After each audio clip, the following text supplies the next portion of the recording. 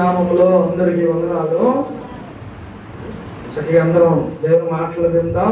ఎవరు అటు ఇటు చూడదు చేసి దేవుని మాటలు శ్రద్ధగా విందాం. అందులో బైబిల్ తీసినట్లయితే మత్తయి సువార్త 26వ అధ్యాయం, మత్తయి సువార్త 26వ అధ్యాయం 39వ వచనం చదువుతున్నాం. మాథ్యూస్ 26:39.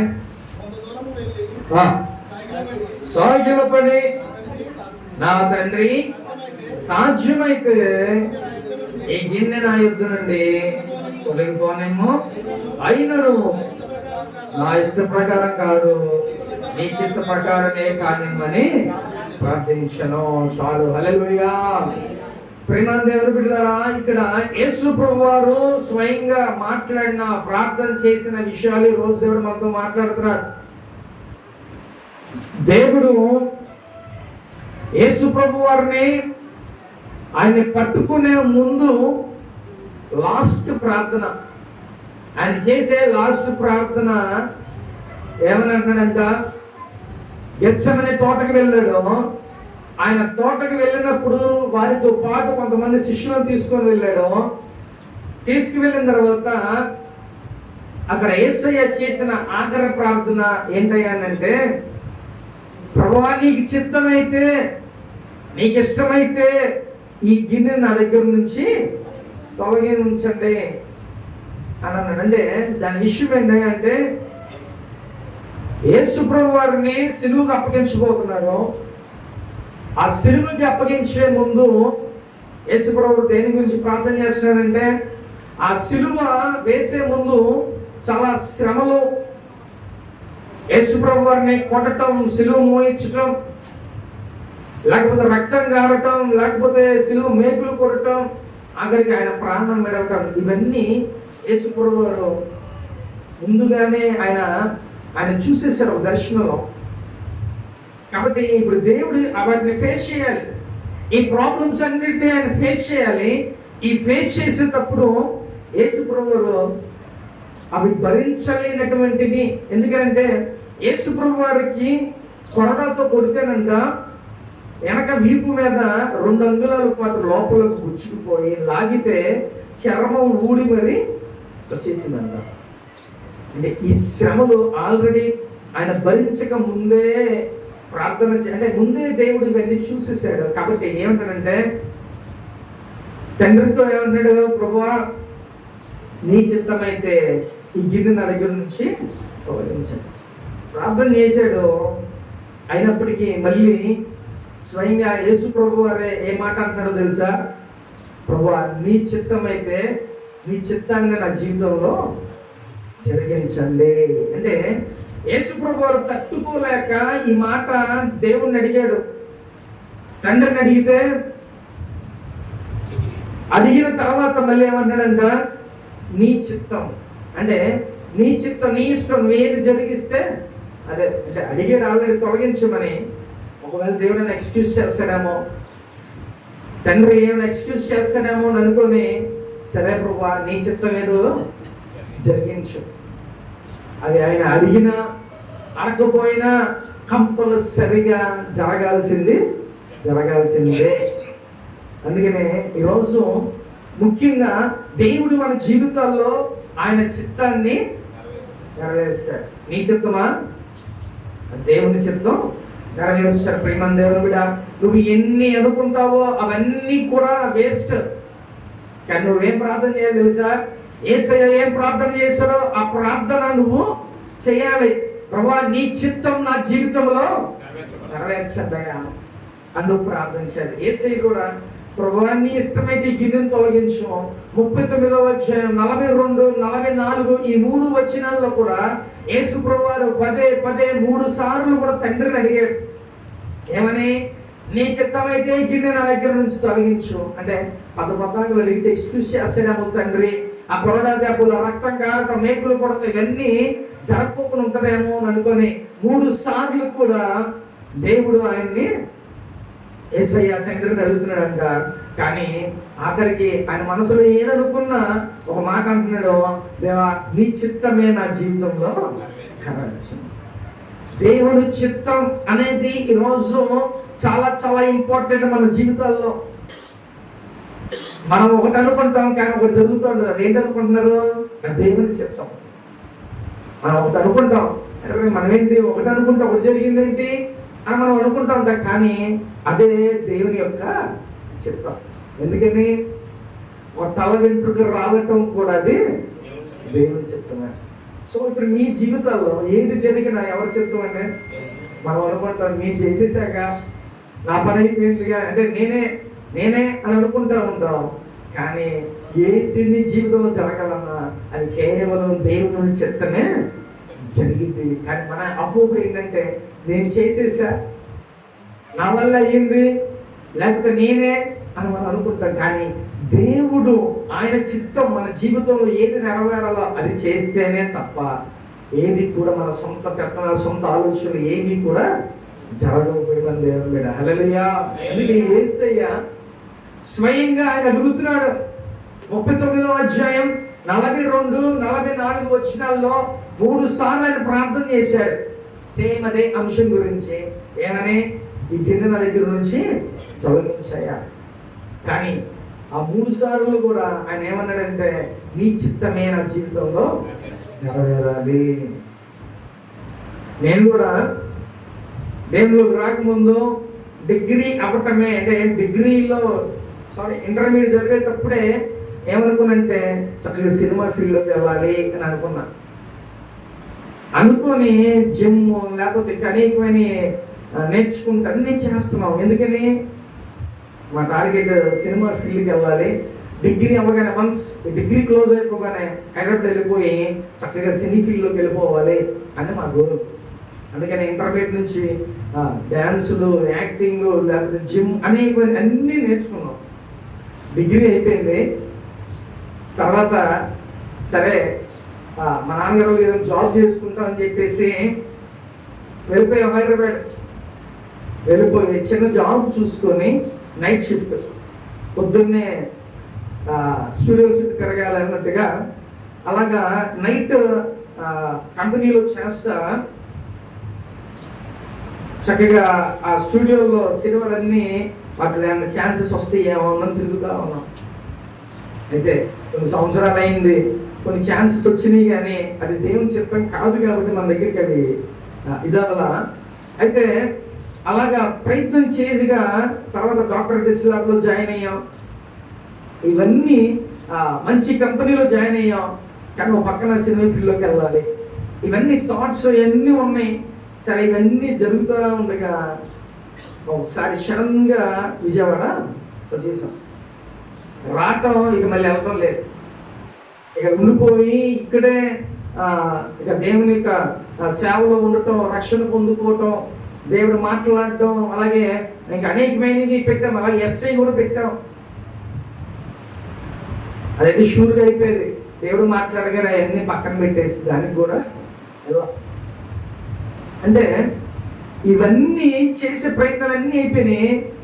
దేవుడు మాట్లాడాడు. అప్పుడు కూడా నేను ఏమనుకున్నానంటే సరేలే మన ఏదైనా జాబ్ చేస్తే చక్కగా సేవకులకి మనం సపోర్ట్గా ఉందాం, డబ్బులు ఇచ్చినా కూడా దేవుడి పని చేసినట్టే కదా అని నేను అనుకున్నా.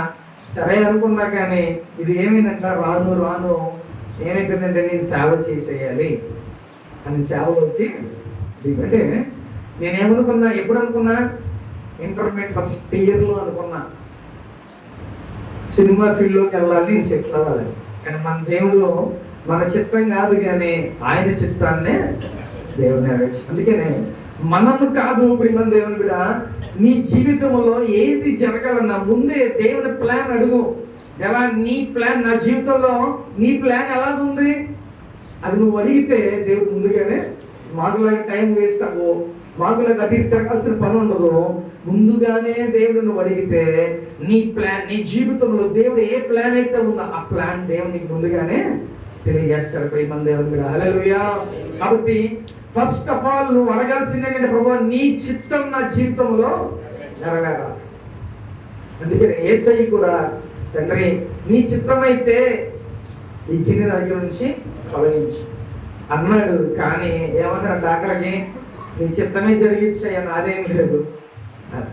కాబట్టి యేసు ప్రభువే స్వయంగా నీ చిత్తం, నీ ఇష్టం ప్రభువా, నా జీవితంలో ఏది జరగాలన్నా అని అంటున్నాడు. మరి ఇప్పుడు నువ్వు నేను కూడా ఏం చేయాలంట? దేవుని చిత్తం కోసం ఎదురు చూడాలి. దేవుడు మన జీవితంలో ఏ కార్యం చేస్తున్నాడో దానికోసం మనం ఎదురు చూడాలి. దేవా ఇది నీ చిత్తమే అని మనం అనుకోవాలి. అలాగైతేనే దేవుడు మన జీవితంలో, ఆయన చిత్తాన్ని దేవుడు మన జీవితంలో నెరవేరుస్తాడు. ప్రేమ దేవుని మీద హల్లెలూయా. కాబట్టి మొట్టమొదటిగా ఆయన చిత్తాన్ని మనం తెలుసుకోవాలి. తెలుసుకొని అది నా జీవితంలో నెరవేర్చయ్యా అని నువ్వు ప్రార్థన చేసుకోవాలి. ప్రేమ దేవుని మీద హల్లెలూయా. ఇది మొట్టమొదటిగా ఏంటిదంట? దేవుని చిత్తాన్ని మనం తెలుసుకోవాలి నీ జీవితంలో. నెక్స్ట్ ఏం జరుగుతుంది, ఆయన ఏం చేయబోతున్నాడు, అది నువ్వు తెలుసుకోవాలి. First point. రెండవదిగా చూద్దాం ఒకసారి 40 వచనం చూద్దాం. ఆయన మరలా శిష్యుల యొద్దకు వచ్చి వారు నిద్రించుట చూచి, ఒక గడియైనను నాతో కూడా మేల్కొని ఉండలేరా? మీరు శోధనలో ప్రవేశించుకున్న చాలు. ఒక గడి అయినా నాతో పాటు మేల్కొని ఉండలేరా? రెండవ పాయింట్ ఏంటంటే, ఒక గడి అంటే నాతో పాటు సమయం. గడి అంటే ఏంటి? సమయం. నాకు సమయం ఎవరా మీరు? ఆయన యేసు ప్రభువారు ఆయన కొంత దూరం వెళ్ళి ఏకాంత ప్రార్థన చేసుకుంటున్నాడు.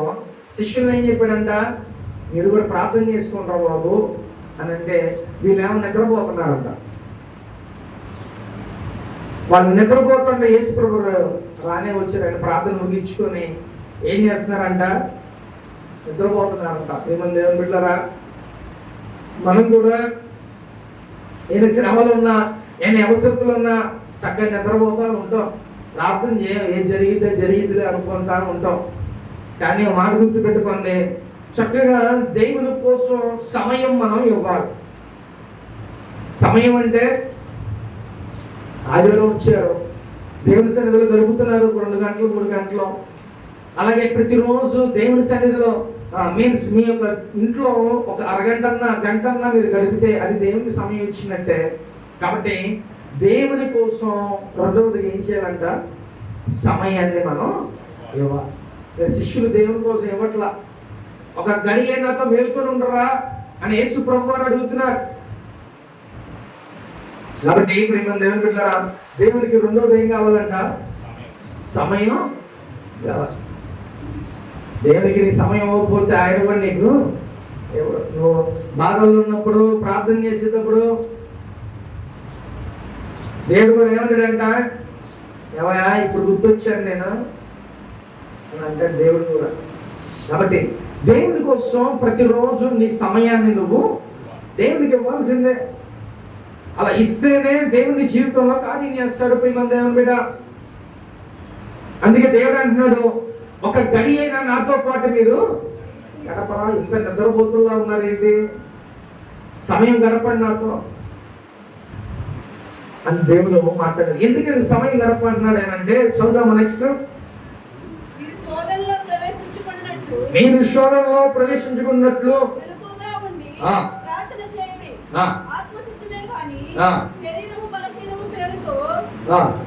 ఎదురుతో చెప్పి ఇక్కడ దేవుడు ఏం చెప్తున్నాడంటే, మొట్టమొదటి నాకు సమయం ఉంది. సమయం ఇస్తే అప్పుడు ఏమైందంట? శోధనలో పడిపోకుండా, శోధనలో ప్రవేశించుకోకుండా, ఏ ఇబ్బందులు ఏ ప్రాబ్లమ్స్ మనం దరిచేరుకోకుండా ఏం చేయమంటాడంట? మెలకువగా ఉండి ప్రార్థన చేయి. మెలకువగానంటే నిద్రపోకుండా మెలకువగా ఉండమంటాం కాదు. శోధనలో ప్రవేశించుకోకుండా అంటే దాని అర్థం ఏంటంటే, మనకి ఏదైనా శోధన వస్తుంది, ఏదైనా ఇబ్బంది వస్తుంది, లేకపోతే ఏదైనా అనారోగ్యం వస్తుంది, వీటి గురించి నువ్వు మెలకువగా ముందుగానే నువ్వు దట్ ఈస్ మెలకువ. మెలుకు కలిగి ప్రార్థన చేయండి అంటే నిద్రపోయి కాదు, మెలుకు గురించి చేయమంట అది కాదు అని అర్థం. ఎలాగంట, ఒక ప్రాబ్లం, ఒక శోధన మన దగ్గరికి వస్తుంది, ఆ శోధన మన దగ్గరికి రాకోకుండా నువ్వేం చేయాలంట? ప్రార్థన చేయాలి.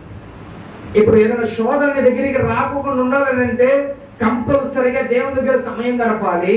అలాగే నువ్వు ప్రార్థన చేయాలి ప్రేమ. అప్పుడు ఏ శోధన ఏ కీడు కూడా మన దగ్గరికి రాదు. పాస్టర్ గారు ఆల్రెడీ మేము శోధనలో ఉన్నామండి అని అంటే, ఓకే అప్పుడు నిద్రపో, మాకు ప్రార్థన చేయి.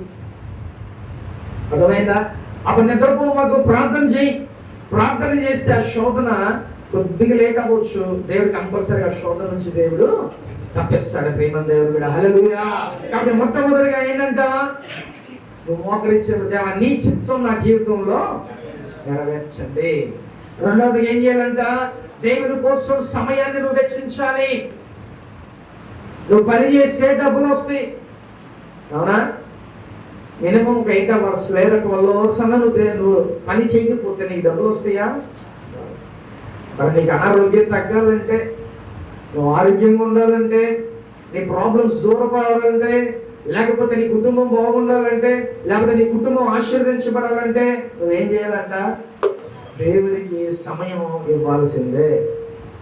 అర్థమవుతుందా? నీ ఇష్టం వచ్చిన సమయానికి నువ్వు వస్తే దేవుడు ఆ సమయానికి తగినట్టుగా ఉండడం. ప్రేమ దేవుని బిడ్డ, ఆయనకి నచ్చినట్టు నువ్వు ఉంటేనే దేవుని జీవితంలో కార్యం చేస్తారు. ప్రేమ దేవుని బిడ్డ హల్లెలూయా. కాబట్టి ఇప్పుడు దేవుని చిత్తం నా జీవితంలో జరిగించాలి ఫస్ట్ నువ్వు అడగాలి. రెండవదిగా దేవుని కోసం కొంత సమయాన్ని కేటాయించాలి. ఆ కేటాయించిన తర్వాత నీకు శోధన రాకోకుండా, ఏ కీడుని దరిచేరకోకుండా, ఎలాంటి ప్రాబ్లమ్స్ నీ దగ్గరికి రాకోకుండా నువ్వేం చేయాలంట, జాగ్రత్తగా ఈ ప్రాబ్లం వస్తుంది గమనించుకో, ఇది రాకోకుండా ఆగిపోవటానికి నువ్వేం చేయాలంట, ప్రార్థన చేయాలి. ప్రేమ దేవుని మీద నా జీవితంలో కూడా అలాగే నీకు చెప్పా, 3 దర్శనాలు నేను రోజు కొనుక్కొని ఉంటే తెల్లవారిన 3 దర్శనాలు వచ్చినాయి 4-5ంటికి. ఆ సమయాల్లో నేను లెగిసే 6-6:30 లెగిసే మెలకు వస్తే లెగగానే ఒక దర్శనం నెరవేరిపోయింది. మళ్ళీ ఒక అరగంట గ్యాప్లో ఇంకొకటి నెరవేరిపోయింది, 2 నెరవేరిపోయినాయి. మూడవది ఏంటంటే నాకు యాక్సిడెంట్ అయి నా కాలు బ్రేక్ అయిపోయినట్టుగా దేవుడు చూపించాడు. ఇప్పుడు ఈ 2 జరిగినాయి, ఇది జరగకుండా ఉంటుందంటారా? చెప్పలేదండి. 3 దర్శనాలు చూపించారు, 2 నెరవేరిపోయినాయి. ఇప్పుడు 3వది కూడా నెరవేరాలిగా. ఇక నాకు భయం వేసింది. ప్రభువా ఆయన మోకరించా, దేవా ఒకవేళ నేను తప్పు చేస్తే, లేకపోతే నీకు నేను వ్యతిరేకంగా ఏమైనా జీవిస్తే నన్ను క్షమించేయాలి. కూర్చొని ఏడ్చి ప్రార్థన చేయగా దేవుడు ఆ కీడు నుంచి, ఆ శోధన నుంచి దేవుడు నన్ను తప్పించాడు. లేకపోతే నా కాలు బ్రేక్ అయిపోయాడు. 2 జరిగి 3వ దర్శనం అదే, కంపల్సరీగా నా కాలు బ్రేక్ అయిపోవాల్సిందే. కానీ దేవుడు ఏం చేశాడు, ఎక్స్క్యూజ్ చేశాడు, క్షమించాడు. ఆ దర్శనం జరగకోకుండా, ఆ శోధంలోకి వెళ్ళకుండా నేనేమయ్యా, వెలుగుగా ఉన్నా, అలర్ట్గా ఉన్నా, ఇది జరగకుండా ప్రభు నన్ను కాపాడాయా. చూపించాడులే, జరిగితే జరిగింది, ఎందుకు జరిగింది, నేను జాగ్రత్తగా ఉంటే సరిపోతుందిగా అని అనుకుంటాం. చాలామంది బాత్రూంలోనే తెచ్చిపోతున్నారు, చాలామంది బెడ్ మీద తెచ్చిపోతున్నారు. మనం ఎక్కడుంటే ఏం జరిగింది ఎవడో తెలిసింది ప్రేమలో కూడా. కాబట్టి నువ్వు మెలుకు కలిగి ఉండి ప్రార్థన చేస్తే ఏ శోధన కీడు నీ దగ్గరికి రా. మరి మెలుగు ఉంటున్నావా? ఏదైనా కీడు వస్తుంది, ఏదైనా శోధన వస్తుంది, నువ్వు ఎలర్ట్గా ఉంటున్నావా, మెలుగు కలిగి ఉంటున్నావా? అయ్యో ఈ శోధన దగ్గరికి రాకుండా ప్రభువా దీన్ని ఆర్చేయి అని నువ్వు ప్రార్థన చేసుకుంటున్నావా? ప్రేమ దేవుని బిడ్డ, అలాగా బద్ధకంగా ఉండొద్దు, అలక్ష్యంగా ఉండొద్దు. నాకేం జరిగిద్ది, నాకేంటి అని అనుకోమాకండి. ఏది జరిగిద్దో, ఎప్పుడు ఏమైద్దో తెలియని పరిస్థితులు, అర్థమైందా? కాబట్టి ఈ పరిస్థితుల గుండా మనం కాపాడబడాలంటే కంపల్సరిగా నువ్వు ప్రార్థన చేయాలి. అందుకే శోధన రాకముందే, కీడుని దగ్గరికి దరిచేరకుండా ముందే నువ్వేం చేయాలంటే మెలుకుతో ఉండు, దేవునితో సమయం గడుపు. ఏ శోధన కీడు కూడా నీ దగ్గరికి రాదు. దేవుడా ఈ రోజు మరి అక్కడ విధంగా నువ్వు ప్రార్థన చేస్తే ఏ శోధన కీడు నీ దగ్గరికి రాదు. లేదు పాస్ గారు మాకు ఆల్రెడీ మీ శోధనలో ఉన్నామని అంటే నువ్వు ప్రార్థన చేయి, అప్పుడు నిద్రపో. మాకు ఆ శోధన క్లియర్ అయ్యేంత వరకు, ఆ ప్రాబ్లం క్లియర్ అయ్యేంత వరకు కూడా నువ్వు ఏం చేయాలంట, ప్రార్థన చేయాలి. లేకపోతే యేసు వారు స్వయంగా తన శిష్యులతో అంటున్నారు, ఒరే బాబు శోధనలో పడకోకుండా ఏం చేయాలంట, ప్రార్థన చేయండి. మెలుకుగా శోధన మన దగ్గరికి రాకోకుండా మెలుకుకుండా ప్రార్థన చేయండి అయ్యా అని చెప్పి దేవుడు మాట్లాడుతున్నాడు. ప్రేమ దేవుని మీద మొట్టమొదటిగా ఏం చేయమంటాడు దేవుడు, చిత్తాన్ని తెలుసుకో, దేవుని చిత్తాన్ని. ఆ చిత్తం నీ జీవితంలో దేవుడు నెరవేర్చులాగా నువ్వు ప్రార్థన చేయి. అలాగే రెండవది ఏం చేయాలంటాడు దేవుడు? ఆయనకి సమయం కావాలంట. సమయం కావాలా? దేవుని దగ్గరికి రాగలవా ప్రేమ దేవుని బిడ్డ? ఈరోజు చెయ్యలేనిదే అది. దేవునికి సమయం మనం ఇవ్వలేకపోతున్నాం, కానీ కార్యాలు జరిగిపోవడం మన దగ్గర రోజుల్లో ఒక హాస్పిటల్కి వెళ్ళారు. నాకు ఫోన్ చేస్తే నేను ప్రార్థన చేశా, అది కంగారు పడిపోయారు. ఏమవుదమ్మా అంత క్లియర్గానే ఉంటుంది. మళ్ళీ నాకు వచ్చినప్పుడు ఫోన్ చేశా, ఎలా ఉందంటే ఇంటికి వచ్చామన్నయ్య హ్యాపీగా ఉంది, చర్చికి రానమ్మా అని అడిగాను. ఏమడిగా? చర్చికి రారా అని అడిగాను.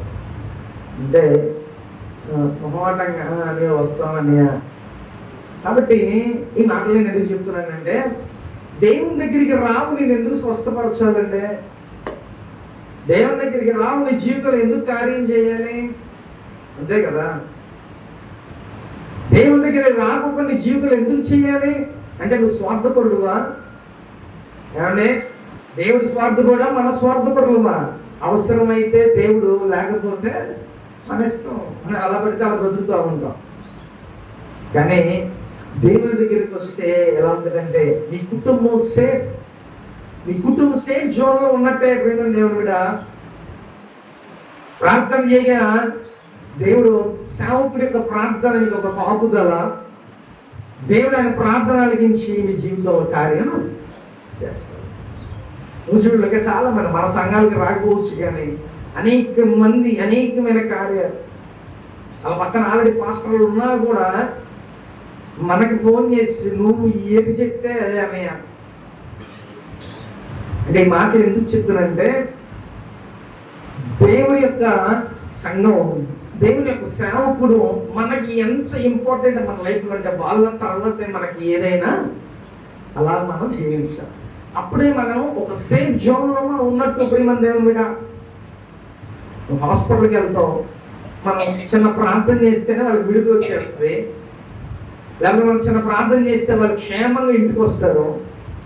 ఒకవేళ ఆ సేవకుడి ప్రార్థన లేకపోతే దేవుడే మనకు కరుణించకపోతే ఏమైపోతాం మనం? నేను దినాన నాకు జరగాక ఒక 4-5 ఫోన్లు వచ్చినాయి.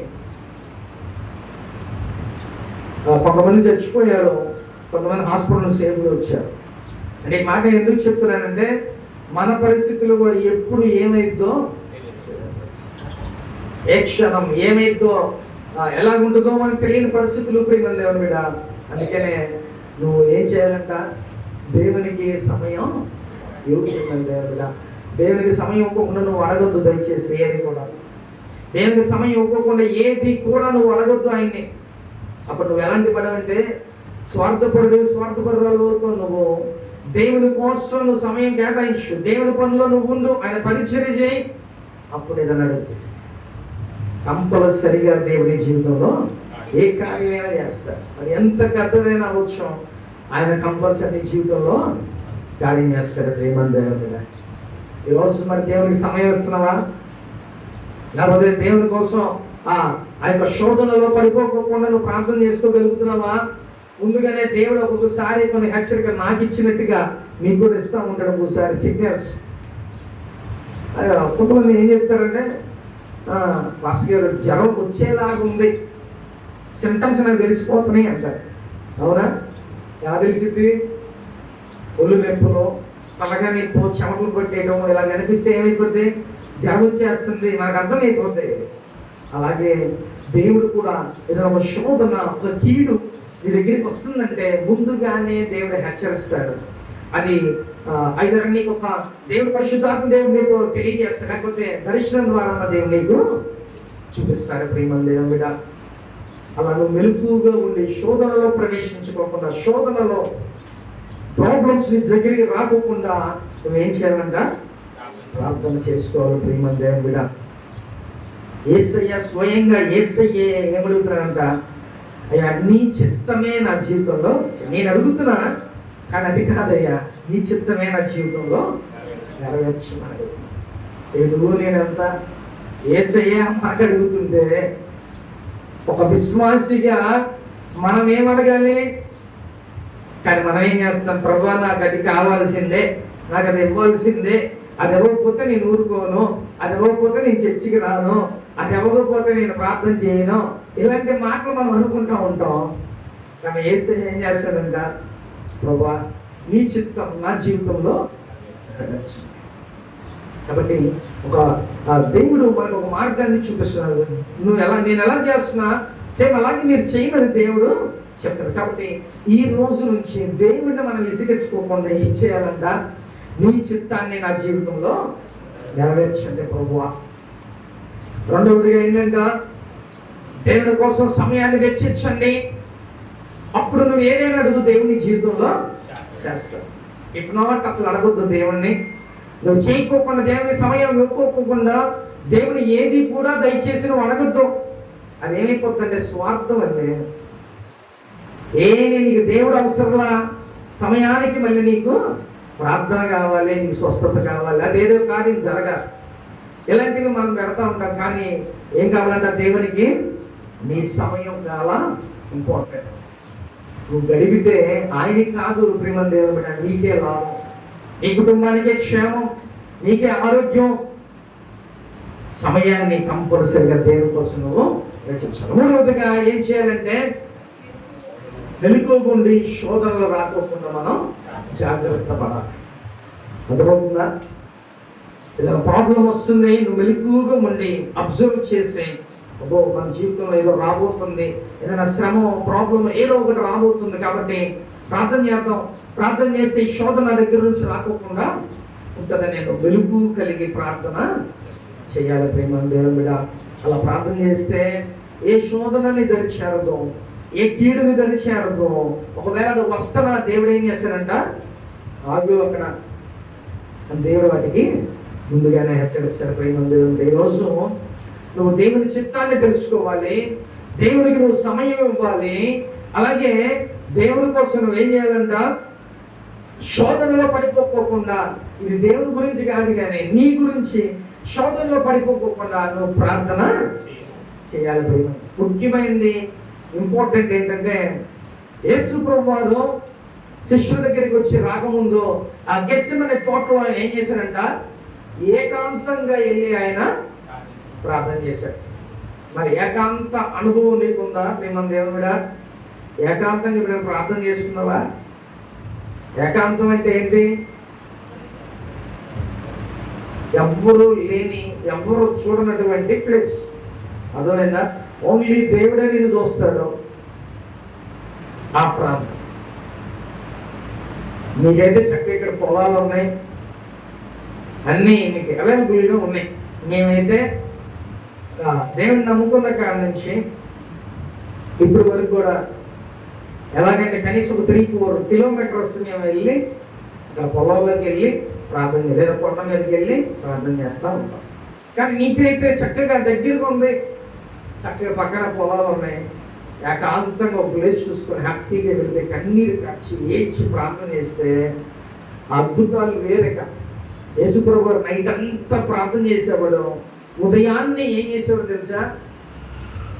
ఆయన దారి పొడుగుతూ వెళ్ళే ముందుకు మిరాకిల్స్, అద్భుతాలు చేసుకుంటూ స్వస్థతలు చేసుకుంటూ వెళ్ళిపోయి ఈయన వెనక కొన్ని వేల మంది జనాలు వచ్చేసేవాళ్ళు. ఒక అద్భుతం జరిగితే వచ్చేస్తారు కదా, వెంటనే వీళ్ళందరినీ తీసుకుని అలాగే వెళ్ళిపోయి కొండ మీదో లేకపోతే గలిలే సముద్రం దగ్గర ఎక్కడో చోట కూర్చోబెట్టి సువార్తని దేవుడు చెప్పాడు. కాబట్టి ఈ అద్భుతాలు ఎలా జరిగినాయి అయ్యా అంటే, యేసు ప్రభువు ఏకాంత ప్రార్థనలు గడపబట్టి ఆ ప్రార్థన అద్భుతాలు జరిగినాయి. ప్రేమ దేవుడు, ఈరోజు నువ్వు కూడా ఏకాంత ప్రార్థన అనుభవం నీకు ఉంటే దేవుడు నీ జీవితంలో కూడా అద్భుతాలు దేవుడు చేస్తాడు. ఇది అప్పట్లాగా కొన్ని సంవత్సరాలు అయిపోయిందా ఆ ప్రాబ్లం, దేవుని దగ్గర కూర్చో, ఏకాంతంగా గడుపు, కన్నీరు కార్చు, ఏమో దేవుడు నీ జీవితంలో అద్భుతం దేవుడు చేస్తాడు. ప్రేమ దేవుడు, హల్లెలూయా. అప్పుడు ఈరోజు ఏమేమి నేర్చుకున్నాం మనం? మొట్టమొదటిగా ఆయన చిత్తాన్ని మనం జరిగించు అని నువ్వు ప్రార్థన చేయాలి. అర్థమైందా?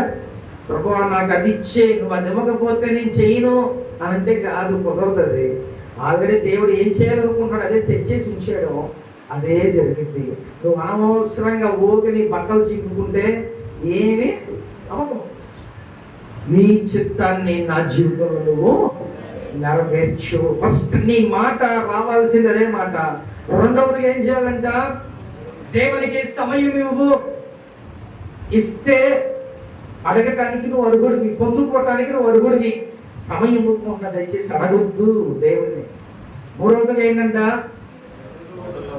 శోధన. ఏదైనా ప్రాబ్లం వస్తుంది, ఆ ప్రాబ్లం నుంచి నువ్వు తప్పించుకోవడాలి లేదా నువ్వు కాపాడబడాలంటే ఏం చేయాలంట?